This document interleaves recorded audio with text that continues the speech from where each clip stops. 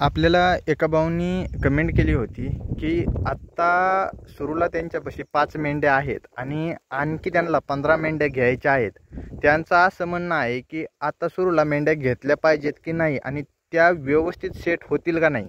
आता हा व्हिडिओ तुमच्यासाठी कदाचित जरी तुम्हाला थोडाफार अनुभव असेल किंवा पूर्णपणे जर अनुभव असेल तर कुठं ना कुठं तुम्हाला सत्यता अडवून ह्या व्हिडिओमध्ये येणार आहे. आता काय होतं माहिती आहे का, ज्यांच्या विकायच्या असतात ते म्हणणार घेतल्या तरी चांगल्याच आहेत, किंवा ज्यांच्यात आजार नाही किंवा रोगराया नाही ते लोक काय बोलणार, घेतलेल्या मेंढ्या चांगल्याच. कधी पण दिवाळीपर्यंत चारा असतो, हिरवं कुठंही खायला भेटत असते. त्यामुळं कसं असते माहिती आहे का, मेंढी पालनाचा एकच विषय आहे, तुम्ही जर खायचं धोरणानं जर तुम्ही घेत असाल तर कुठं ना कुठं तुम्ही ही मोठी चूक करताय. कारण का आत्ताचा चालू सीझन जो आहे तो रोगराईचा आहे. पावसाळ्याच्या सुरुवातीला किंवा पाऊस सुरू असताना शक्यतो मेंढ्यामध्ये भरपूर प्रमाणात रोगराई असते आणि रोगराईमुळं काय होतं की मेंढ्या शक्यतो दगावतात. आता सुरूला तुम्हाला वाटत असेल मी व्हिडिओ जास्त प्रमाणात बनवत नाही, आता उन्हाळ्याच्या कालावधी मी बनवतच नव्हतो, पण पावसाळ्याच्या कालावधी सुरू होऊन पण तुम्हाला माहीत आहे बरेच दिवस झाले तरी पण आपण व्हिडिओ बनवला नाही. त्याचं कारण असं आहे की पावसाळ्यात माझ्या शेळ्या मेंढ्यामध्ये सुद्धा जरबा नावाचा आजार सुरू आहे.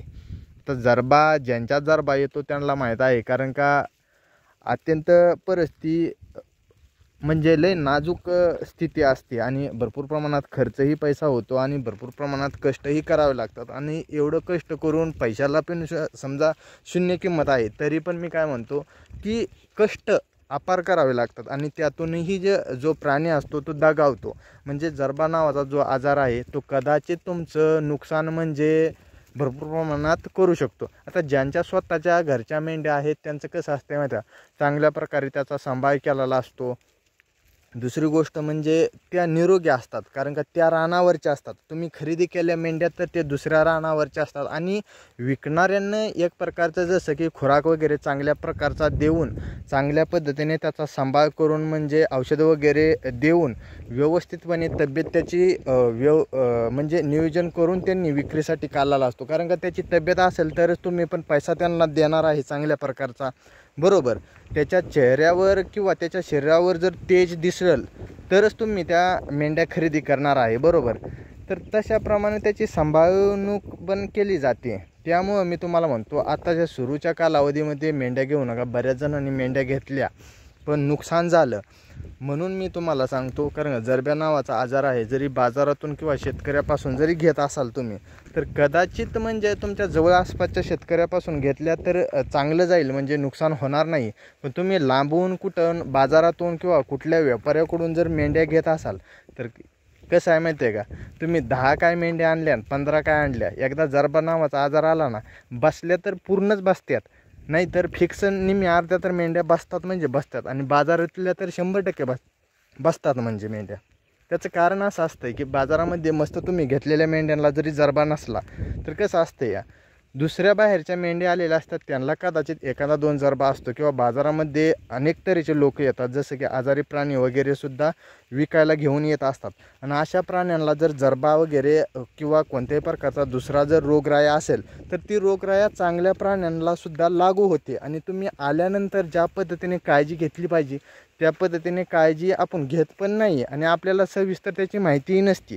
सविस्तर जरी काळजी घेतली तरी त्यातूनही आजार येत असतो. म्हणून मी म्हणतो आपल्याजवळ एवढा अनुभव नसतो. कसं आहे माहिती आहे का, आम्ही बरेच लोक अनुभव आहे ज्यांच्यापाशी 100, 150, 200 मेंढ्यासुद्धा आहेत, तरी हा आजार त्या मेंढ्यामध्ये येतो. आणि शक्यतो जवळजवळ 2-3% तरी मेंढ्या दगावतात. म्हणजे 200 मेंढ्या असल्या तर त्यातल्या 1% ते 2% तर मेंढ्या दगावतात जरबा आजार आल्यानंतर.